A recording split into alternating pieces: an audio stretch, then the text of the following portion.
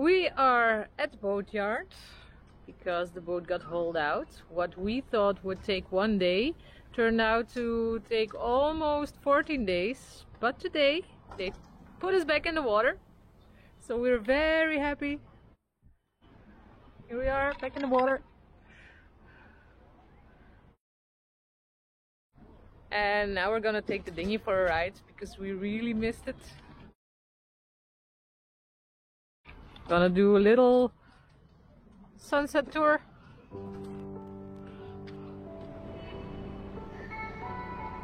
I'm nervous. Why? There's all these boys here. Yes, you have to be careful, eh? You can do it.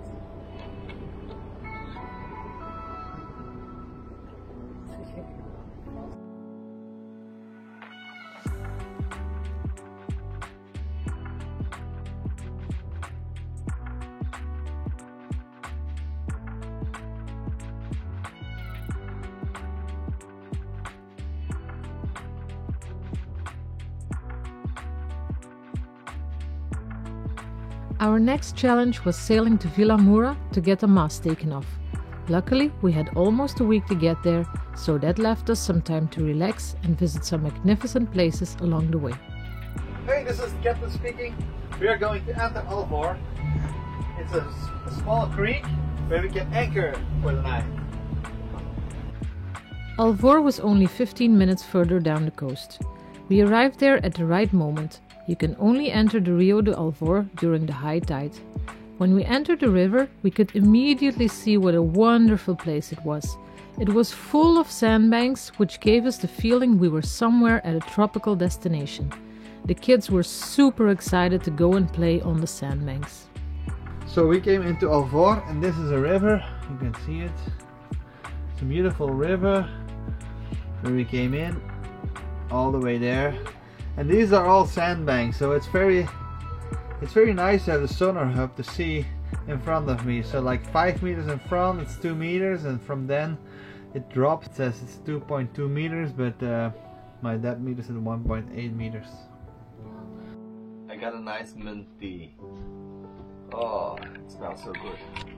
Today we're going on a school trip. We're going to visit some caves. I read something on a tourist flyer that said Europe's most best kept secret, and that's where we're going today. I have the Captain Cup. We had planned to visit the caves in Lagos the next day, and luckily the sea was calm enough to get there with the dinghy. We made sure we dressed warm enough and had our life vests on, because dinghy rides can be cold and wet. The caves were beautiful. We tried to enter one, but the sea was a little bit too rough and we didn't want to hit the rocks with our dinghy.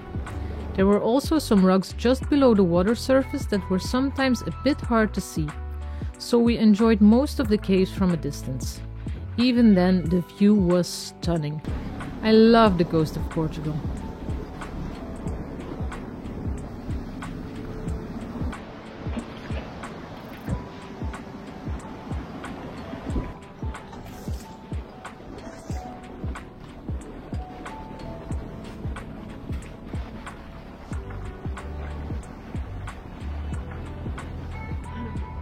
Behind us are some amazing caves, some of Europe's most secret, what was it called? Best kept secret. Beautiful here.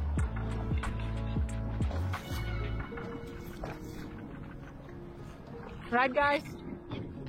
And Nova came along too, sniffing the sea breeze. She loves it. Let's explore some more. This is the Arc de Triomphe.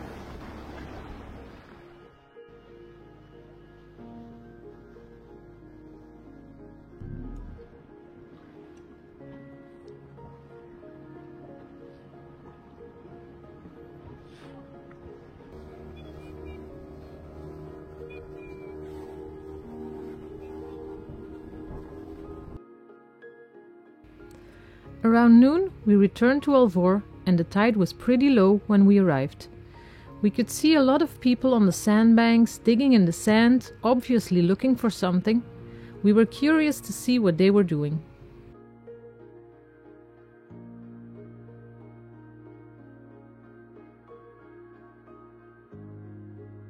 Digging up shells. Oh, Sky found one. Find anything?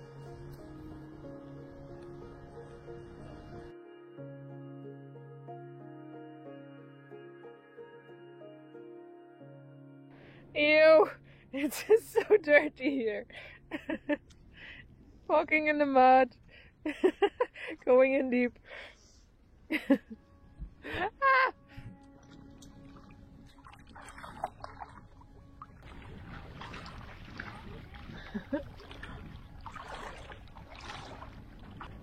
Hi Nova! Huh? Are you afraid of the water? I found 2 shells. To eat. They're tasty, they're yummy. And we are going to find more shells. And cook them. Yeah, No, not, eat them. not cook, but With some olive oil and garlic. we just met someone on the beach and he told us how to find the shells and how to prepare them, how to cook them. So we're gonna try that. Exciting! We found a good spot Yes. for digging up the shells. Going well. So just scrape it, and then when you feel some, you take it.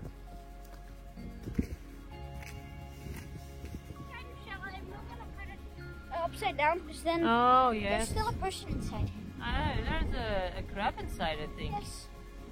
Mhm.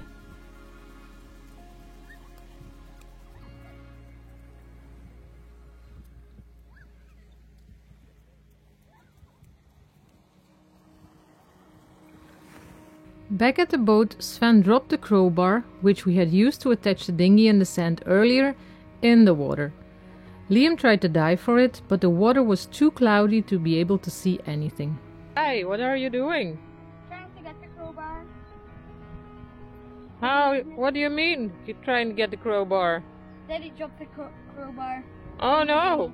And now you're fishing for it. Yeah. With what? With a magnet. Oh. You have something? You have something? Hi Liam.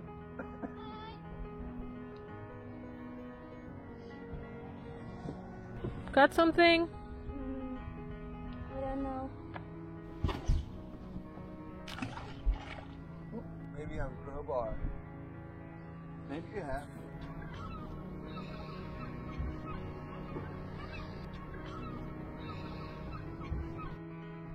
What happened? Have we lost the magnet?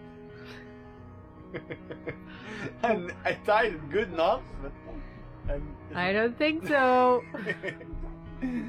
Oh, we lost the magnet. Just as it came up, bounce.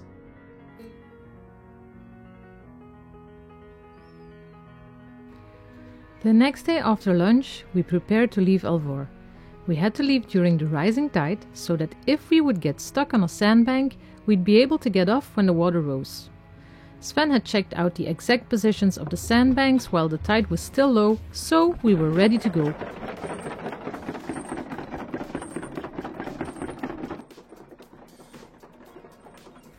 Seen from the boat, it looked as if the water was too shallow in some places, so it was quite a sensation to sail through the sandbanks, but we got out without any trouble. I can see through the shallow water here, but I think we'll manage. That was very, very exciting.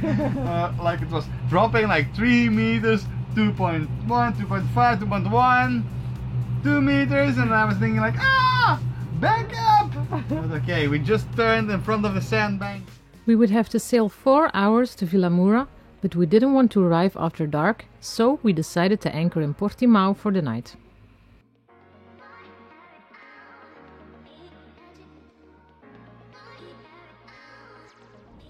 So we are motoring to Portimao.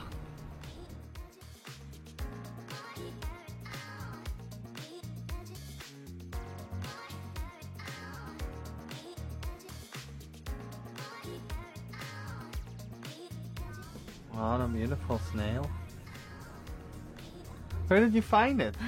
I think it came up with the anchor because it was lying there next to the anchor chain.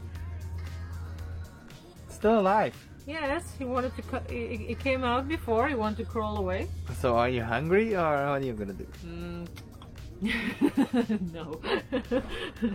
We're gonna throw him back. Okay. Save him. Come on, let's do it. Okay.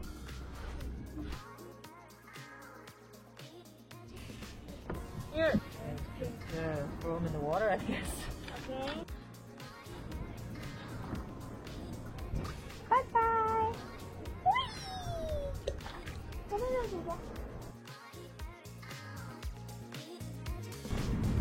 Beautiful red sky.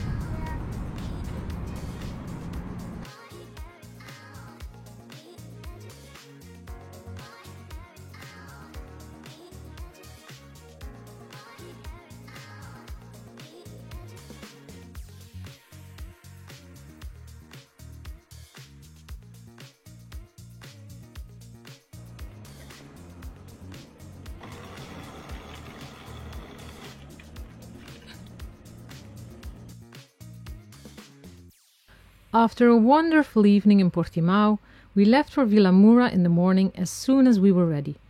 We prepared the Goat Zero and took off. It was approximately 3.5 hours of sailing, so we would arrive around lunchtime, which was perfect because we had an appointment with the rigger at 1 p.m.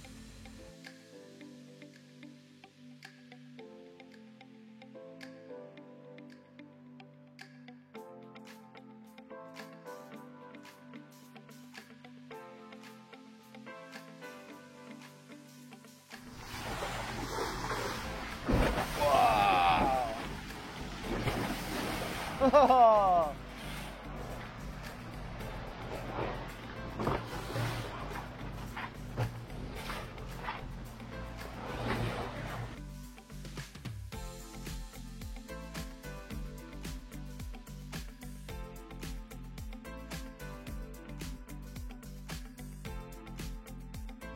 We just arrived in the port of Vilamoura, and it's super busy here. Lots of boats, lots of windsurfers, small sailing boats. A lot of people here and things going on. I think it's like a regatta or something. We are waiting at the waiting dock while Sven is in the Harbour Master's office to get us checked in. So we're just chilling out here and looking at all the boats passing by and the windsurfers. Spanish one. There. Yeah, it's the Spanish one. For the first time, we had to back up the boat to park her in an actual berth. It was quite a challenge due to the wind that had picked up, and it didn't go as smooth as we'd hoped. We hit the corner of the pontoon, which had no protection, and we scratched our boat. We are now in Vilamoura, and it's the first time that I had to drive the boat or into this pontoon, and we scratched it. So there's the scratch. It was only a small scratch, but we felt so bad for damaging our new boat. The rigger came and now they are preparing the boat to demast on Monday. So I opened up the ceiling, a bunch of cables came out.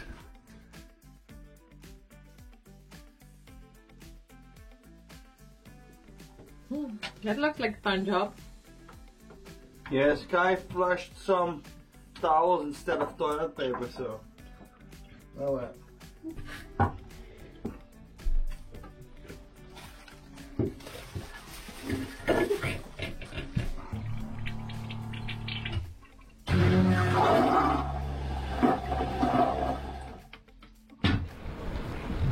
We are waiting for a crane. We don't have a boom anymore. We prepared everything. We took out the cables, took out the ceiling, and take off the boom.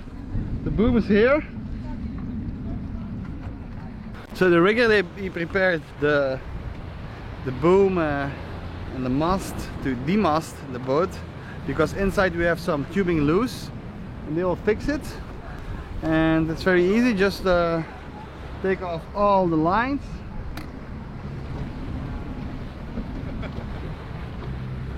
You take off all the lines and you leave one to go up the mast to attach the crane. Okay. So, you want to know the length? It is 19 meters 70. More or less 19 meters 70. While Pete and his rigging team prepared everything, the crane arrived. It was amazing to see how structured and professional they worked, and in no time they had everything ready for the crane to lift the mast off. A bit of an anxious moment, I must say, but everything went smooth. You better get it right this time, Tim. Hold on. Yeah.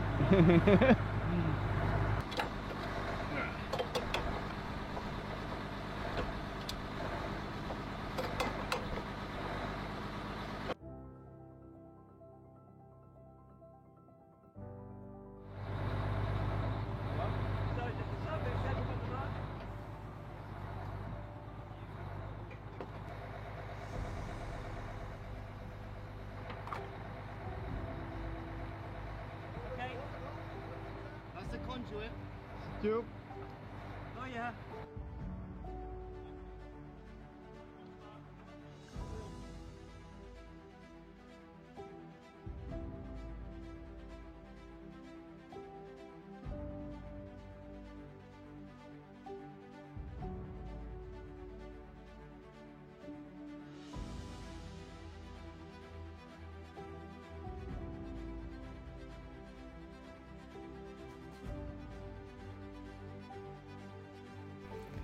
We were no longer a sailing boat at that moment. What a weird view. We moved the boat back to our berth for the day. The reason we had the mast taken off was to replace the tubes inside. Some of the tubes were loose and made an unbearable drumming noise whenever the boat rocked. They ended up replacing and tightening all of the tubes.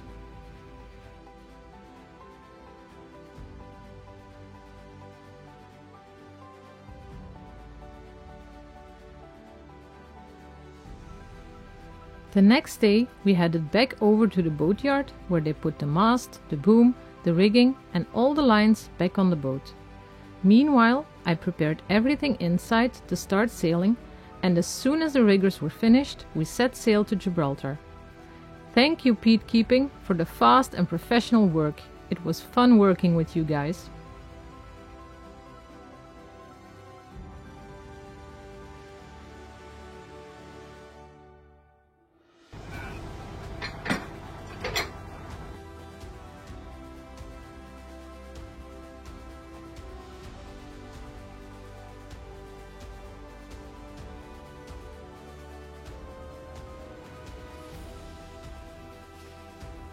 I'm pulling cables from the ceiling.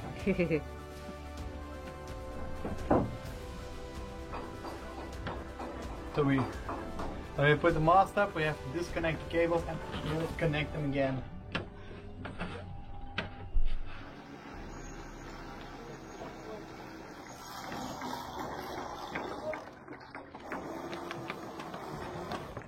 Okay. One second, let me just pull. No worries.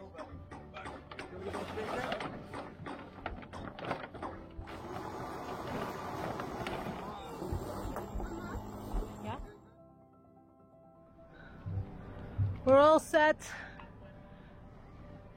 and ready to go to Gibraltar. The sun was already setting when we left, so we sailed into the night. Stay tuned for our next episode, because our trip to Gibraltar was one hell of a ride. Subscribe to our channel if you don't want to miss it. Thank you for watching, and don't forget to like our video and leave a comment.